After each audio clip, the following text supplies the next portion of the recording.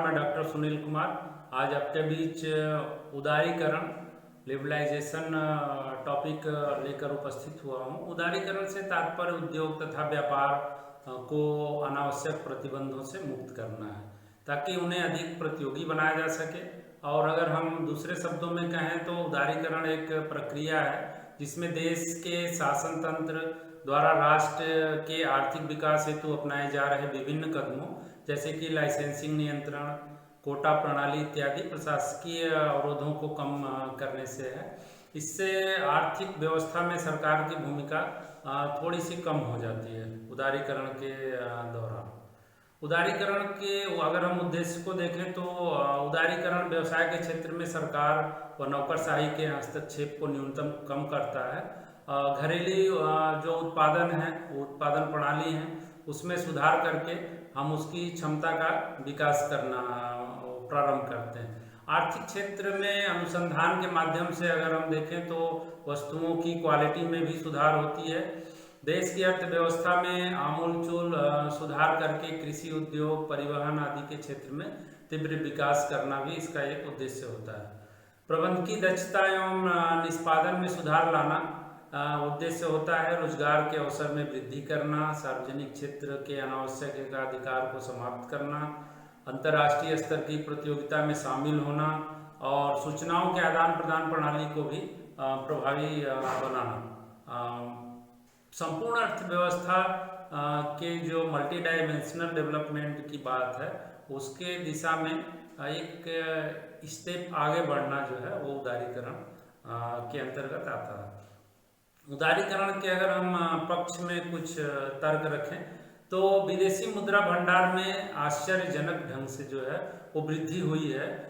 जुलाई 1991 में जब विदेशी मुद्रा भंडार मात्र $1 अरब था, वही जुलाई 2010-11 में इसको देखी गई तो यह बढ़कर $61,851 मिलियन हो गया।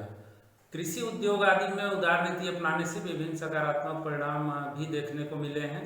भारत के निर्यातों में वृद्धि हुई है, जहां 1991-92 में कुल निर्यात 44,041 करोड़ रुपए की थी, वहीं पे जनवरी 11-12 में ये बढ़कर $3,04,624 मिलियन हो गई। प्रत्यक्ष विदेशी निवेश में भी बहुत ज़्यादा वृद्धि हुई है और राजकोषीय जो घाटा है उसमें कमी आई है।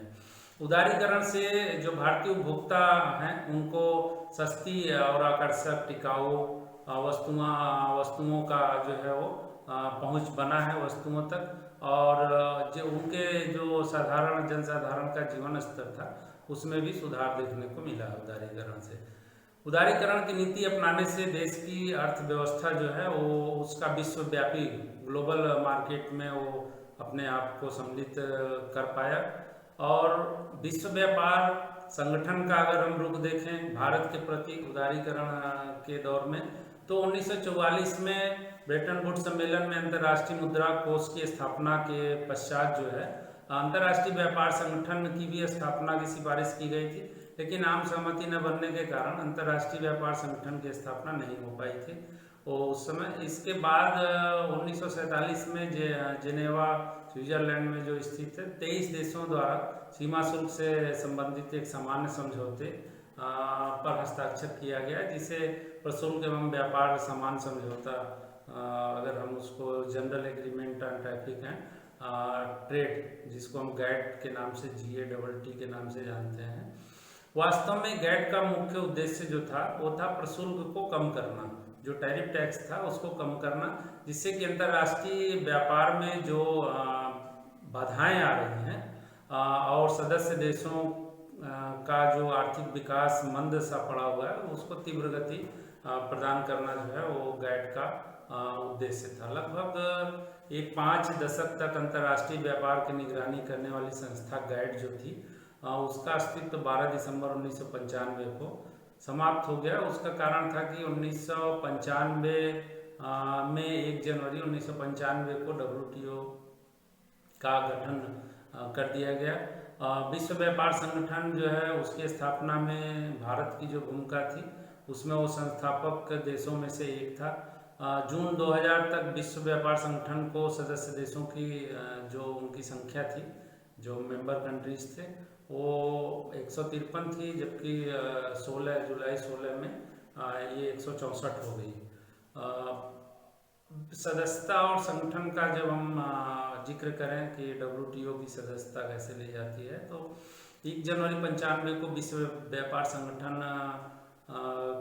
में जो है उसकी स्थापना के साथ ही कुछ नियम प्रावधान बनाए गए, जिसमें देखा गया कि एक शक्तिशाली संगठन के रूप में WTO को आगे किया गया। विश्व व्यापार संगठन का जो मुख्यालय है उसका हमने अभी जिक्र किया कि जिनेवा स्विट्जरलैंड में है, और संचालन की जो व्यवस्था है उसमें एक सचिवालय की ऑफिस है, जिसके द्वारा विश्व व्यापार संगठन अपने सचिवालय से ही सारा काम को देखरेख करता है कामों का। सचिवालय के प्रमुख को महानिदेशक की संज्ञा दी गई है, उसके पद को महानिदेशक जो है वो सभी प्रकार के उसको अधिकार दिए गए हैं महानिदेशक को, जिसमें कि मंत्रियों का सम्मेलन वो बुला सकता है, समय समय पर सदस्य देशों के व्यापार एवं वाणिज्य मंत्रियों का सम्मेलन बुला सकती है, महानिदेशक द्वारा बुलाया जा सकता है। इस सम्मेलन में व्यापार वाणिज्य मंत्री की अनुपस्थिति में मंत्री के द्वारा किसी को नॉमिनी के तौर पे वहाँ भेजा जा सकता है जो उसमें भाग ले सके। इस सम्मेलन में व्यापार, पर्यावरण व भुगतान संबंधी निर्णयों पे विचार किया जाता है। इसके अतिरिक्त कुछ महत्वपूर्ण कार्यों को करवाने के लिए भी मंत्री के संगठन हैं जो अलग अलग समितियों में रहते हुए काम करते हैं, जो विश्व व्यापार संगठन के उद्देश्यों की जो पूर्ति है उसको कंप्लीट करने में, उसको पूरा करने में अपना सहयोग देते हैं। एक सामान्य परिषद भी है, जनरल काउंसिल। विश्व व्यापार की स्थापना के लिए यह संगठन सामान्य परिषद का गठन करता है। मंत्री परिषद जो है उसके द्वारा जो निर्णय लिए जाते हैं इस परिषद के थ्रू जो है वो विश्व व्यापार संगठन के कार्यों को क्रियान्वित करता है। पर्यावरण के बारे में बहुत अधिक जागरूक है विश्व व्यापार संगठन, और अलग अलग परिषद गठन करके इसका देखरेख करती है ग्लोबल लेवल पे। बहुपक्षीय समझौते के लिए भी परिषद का गठन किया गया है। विश्व व्यापार संगठन को अपने उद्देश्य में सफल होने के लिए अलग अलग जो भी काउंसिल हैं वो समय समय पे चेंज होते रहते हैं आवश्यकता के अनुसार, और वो सब समझौतों में शामिल होती हैं बातें। उदाहरण के लिए अगर हम देखें कि व्यापारिक निवेश संबंधी कोई समझौता लेना है तो उसके लिए टेक्सटाइल व वस्त्रों पर समझौते के लिए अलग अलग परिषद बने हुए हैं जो भी इस तरह का निवेश करने के लिए अपना सुझाव देते हैं समय समय पर।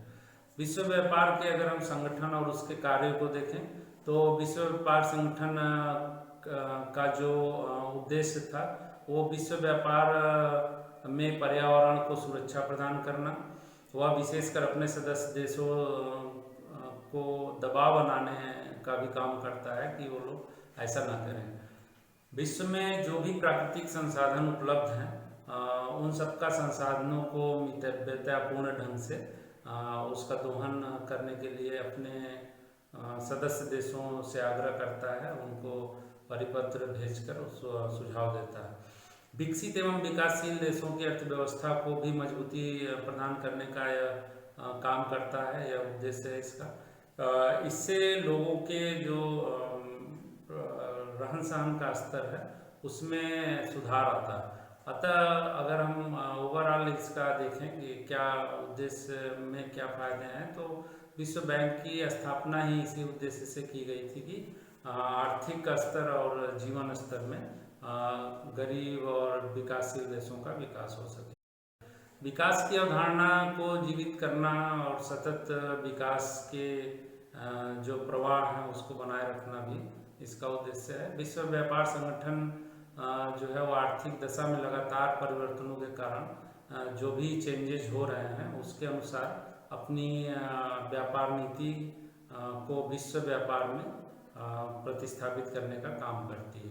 विश्व व्यापार में जो भी विसंगतियां देखने को मिलती हैं, उत्पन्न होती हैं, उसको पक्षपाती नीति अपनाते हुए उसे समझौता के आधार पे दूर करना इनका एक प्रयास होता है। विश्व व्यापार संगठन ने अपने जो उपभोक्ता हित हैं उसकी भी अनदेखी न करने का सुझाव देता है और इसका जो उपभोक्ता को कम कीमत पे अच्छी सामान मिलने की परिकल्पना है उसके लिए वो काम करता है।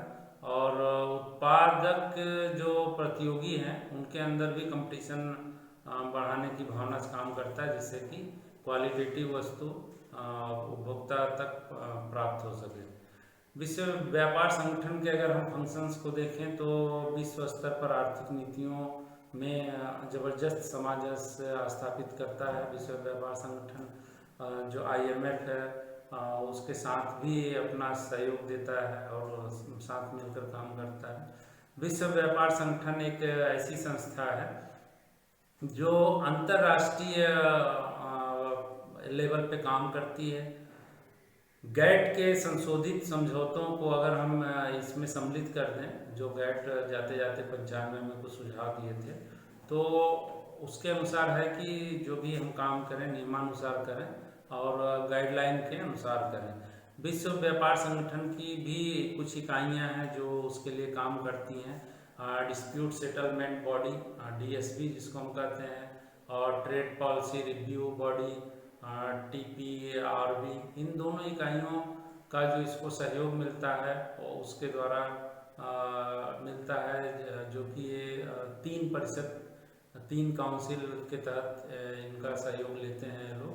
यदि कोई देश किसी देश के व्यापार में बाधा डालने का प्रयास करता है तो WTO का जो नियम है वर्ल्ड ट्रेड ऑर्गेनाइजेशन का, उसके तहत उसको उल्लंघन करने के आरोप में दंडित किया जाता है। या सबकी जो महाप्रबंधक है वो विशेषज्ञों की समिति बुलाता है और उसमें उनकी आख्या के हिसाब से DSB के पास कार्रवाई के लिए भेज देता है, जो काउंसिल है डिस्प्यूट सेटलमेंट बॉडी।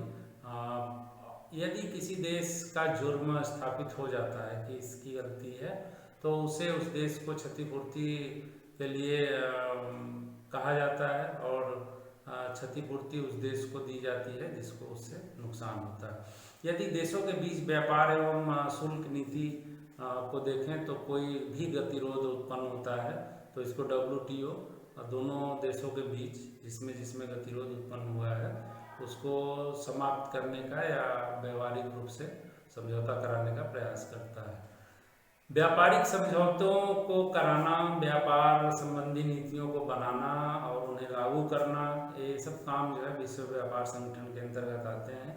विश्व व्यापार संगठन अपने सदस्य देशों को बौद्धिक संपदा अधिकार भी जो है दिलाने का कार्य करता है तथा विश्व व्यापार में प्रत्येक सदस्य जो भी मेंबर्स हैं, कंट्री मेंबर्स, उनके लाभ का जो है वो निर्धारण ये करता है, नीति निर्धारित करता है और उसको करा करके जो भी डिस्प्यूट्स हैं उसको दूर करने का प्रयास करता है। विश्व व्यापार के सम्मेलन भी होते रहते हैं, जो कि अभी 2020 में प्रस्तावित था और कोरोना की वजह से पोस्टपोन हो गया। 12वें विश्व व्यापार जो सम्मेलन था वो मार्च में, इसी 12 मार्च को कजाकिस्तान सरकार ने घोषणा कर दी कि कोविड-19 महामारी के कारण अब इसकी बैठक की मेजबानी नहीं कर पाएगा। WTO ने घोषणा की कि MC12 जो है मिनिस्ट्रियल कॉन्फ्रेंस जो है 12 के प्रावधानों के साथ आगे बढ़ने के बारे में निर्णय लेने के लिए परामर्श आयोजित किया जाएगा, उसके बाद निर्णय लिया जाएगा। विश्व व्यापार संगठन के सदस्यों ने सहमति व्यक्त की थी कि संगठन का 12वां मंत्री स्तरीय सम्मेलन जो है MC12 वो जून 20 में कजाकिस्तान में होगा, जो कि 15 वाले के बाद 11 जो है वो संपन्न हुआ था सुल्तान में, उसके बाद निर्णय लिया गया था। मंत्री परिषद सम्मेलन जिसमें कि कुल 164 सदस्य देशों के मंत्रियों ने भाग लिया था। विश्व व्यापार संगठन जो है वो मराकेश समझौते के तहत मंत्री स्तरीय सम्मेलन प्रत्येक 2 वर्ष में कम से कम एक बार इनका बुलाने का प्रावधान है। आखिरी मंत्री स्तरीय सम्मेलन जो है दिसंबर 2017 में जो अर्जेंटीना के ब्यूनस आयर्स में हुआ था।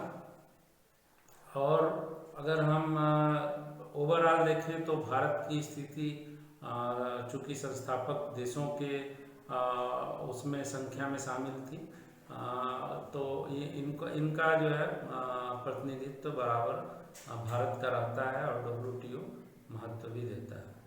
शिक्षा